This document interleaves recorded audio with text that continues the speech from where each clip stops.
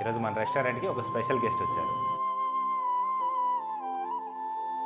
Hi Tarun. Hi అన్న. ఏంటి పేరెంట్స్ని తీసుకొచ్చినట్లున్నావు? అవునన్న, చాలా ఎగ్జైట్మెంట్తో తీసుకొచ్చాను. ఎట్లా ఫీల్ అవుతారని. హోటల్ చాలా బాగుంది, నీట్గా ఉంది, ఫుడ్ అయితే అదిరిపోయింది. అది కూడా ఎన్ని హోటల్స్ ట్రై చేశాం కానీ ఇక్కడ ఈ టేస్ట్ అయితే రాలేదు. చాలా బాగుంది. Thank you uncle. ఈ ఏరియాలో ఇట్లా ఉండడం చాలా గ్రేట్, మంచిగా ఉన్నది. ఎన్ని హోటల్స్ పోయినాం పెద్ద పెద్ద, కానీ ఇంత బాగా అనిపించలేదు ఫుడ్ విషయంగా. దాని తర్వాత బిర్యానీ ఫ్లేవర్ అయితే ఫ్లేవర్ అయితే బ్రహ్మాండంగా ఉంది. థ్యాంక్ యూ తరుణ్, పేరెంట్స్ని తీసుకొచ్చావు. ఇంకా ఫుడ్ ఎలా అనిపించింది నీకు?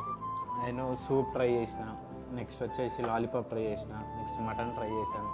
ఒక్కొక్క ఐటమ్ 5 స్టార్ అయితే, ఈ మటన్ గీ బిర్యానీకి అయితే స్టార్ ఇవ్వని అవసరం లేదు. ఎక్సలెంట్, అది ఇంకా ఫుల్ స్టార్ ఇక. తరుణ్ వచ్చేసి మనం మౌర్య రెస్టారెంట్ ఓపెన్ చేసినప్పుడు ఫ్రెండ్ లాగా వచ్చాడు అనమాట. ఓకే, వచ్చేసాడు, తిన్నాడు, వెళ్ళాడు, బాగుంది అన్నాడు.